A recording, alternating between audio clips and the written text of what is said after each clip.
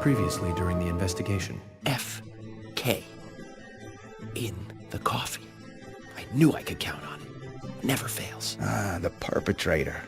Bit off Anna's tongue. Jackpot sack. A shame, but our old-time all-American sightseeing tour just came to an end. When purple fog covers our town, we'll all wander in hell, I fret. So says Mr. Stewart. Oh, well, there's an old story, folklore. It's a fairy tale to me.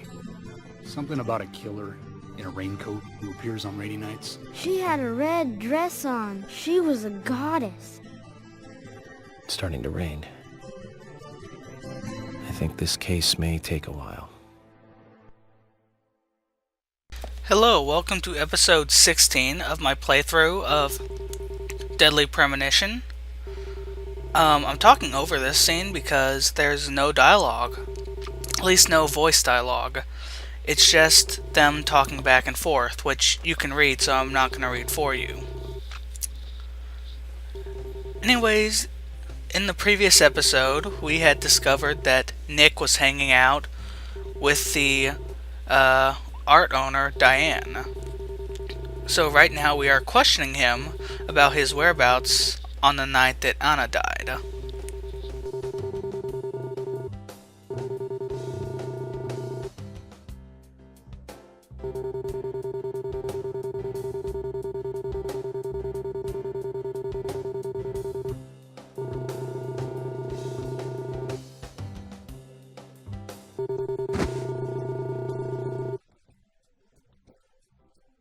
I'm not sure why that wasn't voice acted. It seemed pretty important.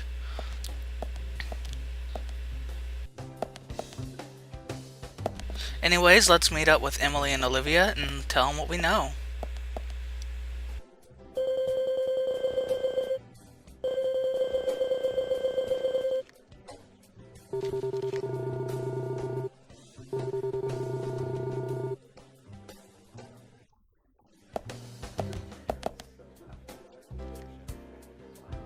There's something I'd like to confirm with you, Olivia, if that's okay. Yes. Well, so long as it doesn't take too long. First, what were you and Nick doing on the night of the murder? I was here in the diner. Nick said he was going to the bar for a couple of drinks. Does he go to the bar often? Leaving you to hold up the fort? Yes. He says he enjoys the conversation with Diane. I thought they went drinking again together that night. Do the three of you ever go drinking together? Well, you see, I'm really not into art. And your husband is well versed in the arts then, I take it? Oh, yes. Looking at art and talking about it is his way of relaxing. People just aren't what they seem. Like a certain someone who was into punk rock 10 years ago. You are absolutely right, Emily. But you can be an art lover and a liar at the same time. One more thing, Olivia. You just said that you aren't interested in art. That's right. And... So, how come I bumped into you at the art gallery? Didn't seem like Nick brought you there. You were there alone. Well, I like trees, is the thing. That's why I went there. Surely you'd be better off in the forest rather than an art gallery then. I think you went to the gallery not to see trees, but to see Diane, right? You don't want to answer? Or perhaps this isn't the right place to ask. Meet me in the backyard. You can get there from the parking lot. I'll wait for you there for an hour after we close up.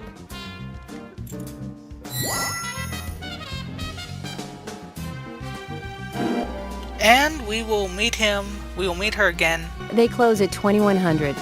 Should we get something to drink and wait?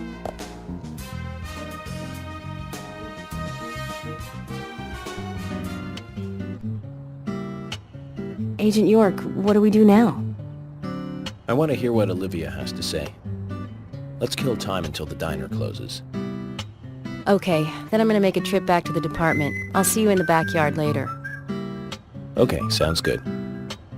See you later then. Okay, let's have a bit of intermission from the plot. Zach, about Olivia. I presume she wants to tell us something about Nick and Diane. Let's hope it's not just something for the gossip columns. To recap, the movie was the fourth sequel in a series that started in 1978. That's right, Zach. It was Superman 4, The Quest for Peace. Lex Luthor was back. It was played by Gene Hackman. That alone made it a must for all us fans. I don't remember much more about it, though. I'm sure there was more trivia about it. Still, forget 4. Richard Donner directed 1 and 2. Now those two were great movies. Christopher Reeve really shined as Superman. Actually, Zach, I've got a confession to make. Promise not to tell anyone because I'd be really embarrassed. I actually like the first 2 Superman movies more than the first 2 Star Wars movies. I think John Williams did a better job with the theme song for Superman. But whenever I try to hum it, it always turns into the Star Wars song somewhere along the way. I know it's strange, Zach. I know. So, Zach, which Richard Donner film do you like the best? No need to hurry. Take some time and think it over. I went to see every Richard Donner movie on the day they premiered. Every single one. Goonies, Lost Boys, the Lethal Weapon series, but my favorite has to be Lady Hawk. That was back in 1985. Same year as Goonies. Both Rutger Hauer and Michelle Pfeiffer really shine in that one. But more than anything, it's the story setting that was really good. A love story about a cursed knight that changes into a wolf at night, and a cursed maiden that changes into a hawk during the day. Very romantic. Don't you think so, Zach? They can only be together at dusk, right between day and night. Together as humans for only a brief moment. Perfect setting for a fantasy movie. I just had a thought, Zach. I really like those movies that have women changing into animals. Can you tell which movie I just remembered? That's right, Zach. With Nastasia Kinski in the lead role. Now, that was a fantastic movie. But I better concentrate on driving. We'll finish this later. We have Nastasia Kinski in the lead role and Paul Schrader directing, back in 1981. That's right, Zach. Cat People. About a woman who turns into a leopard when she falls in love, and then eats the person she loves. I thought it was romantic. Real romance right there, Zach. Nastasia was perfect for that role. Casting her made that movie a success. Malcolm McDowell as her brother was also a good call. He's like a panther even without any of that special Hollywood makeup. Now the name Malcolm McDowell rings another bell. You know the movie I'm talking about, right, Zach? Don't tell me you're thinking about Clockwork Orange. Malcolm McDowell, come on, it's pretty obvious. Blue Thunder. Came out in 1983. It was directed by John Badham. Malcolm plays the bad guy in that one. He just totally outshines the hero, Roy Scheider. At least I think so. I have to say, not many people agree with me about Blue Thunder. Zach, if you disagree with any of my opinions about movies, just come out and speak your mind, okay? Just speak your mind. Alright, let's get back to the story. Let's go ahead and open the store. Oh, yeah, and I'm stinky right now, so I'll change my uniform in the next episode. At this point of the game, you can also start buying uniforms from shops, and I'll show off some of those in the next episode.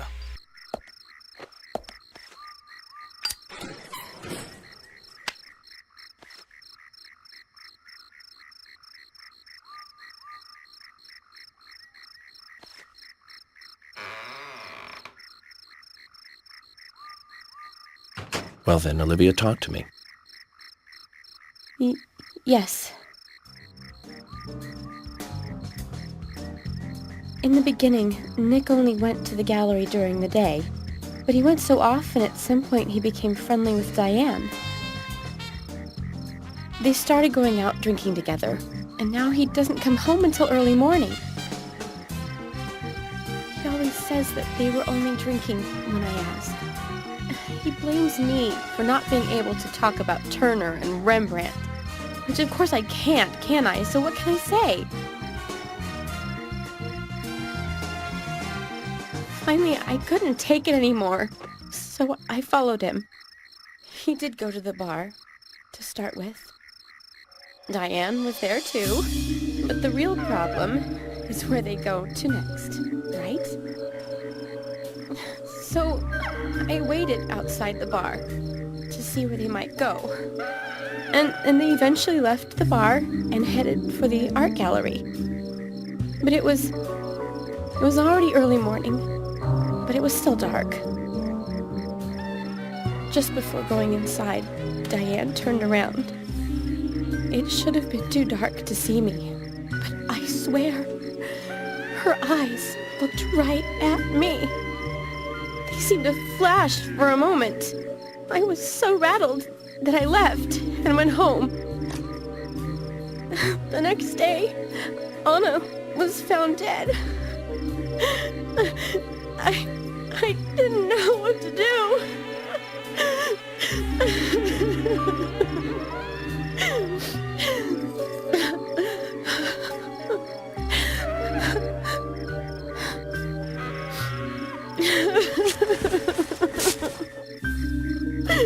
I went to the gallery to talk with Diane about it, to confront her.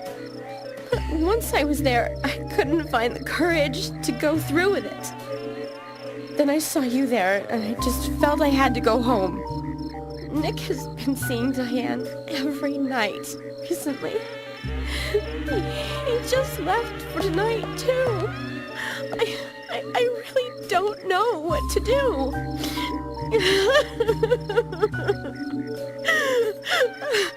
York, we ought to take Nick in for questioning. No, not yet. This alone isn't enough. Emily, answer me. This is Emily. Agent York is with me, too. I've just received word from Thomas at the Sheriff's Department. Something has happened at Becky's house. It was called in by Quint, but he wasn't making any sense. We have no further details. I've sent Thomas over there. Can you go back him up? Yes, sir. One other thing. It sounded like he said, raincoat killer. This may well be related to the murder case. Take all due precautions. No! It couldn't be! Nick? Oh, please, no! What can I do? Nick! Oh, Olivia, calm down. Emily, take care of Olivia. I'm heading over to Becky's.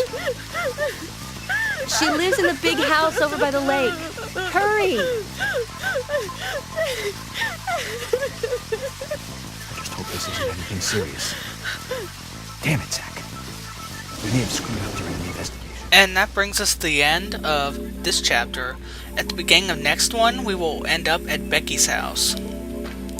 And you can bet there is going to be a reckoning.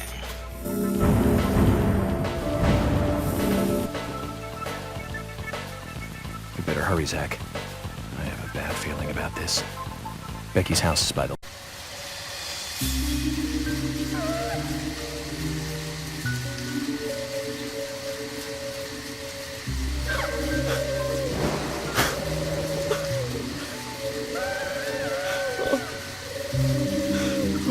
Becky! I'm sorry. That's all he would say since I got here.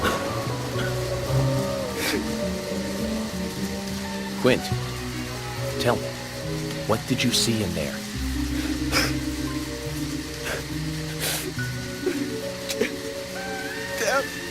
Damn! Did you see the raincoat killer? Damn!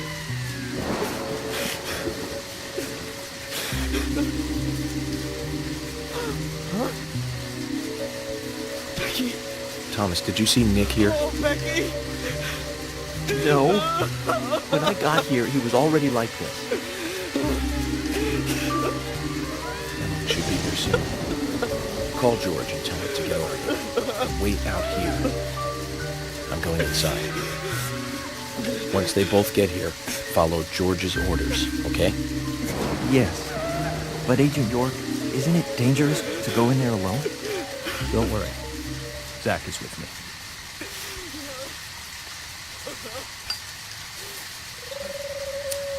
Zach, let me smoke one first.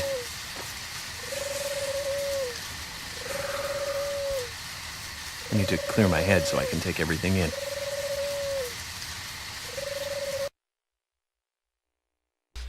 And that brings us to the end of episode 16. I'll see you in episode 17. Thank you and have a good day.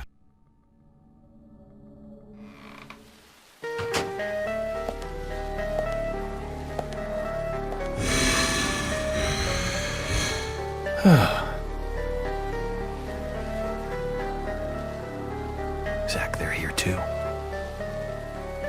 I had a nasty feeling about this. Let's hope it's not a big welcoming party.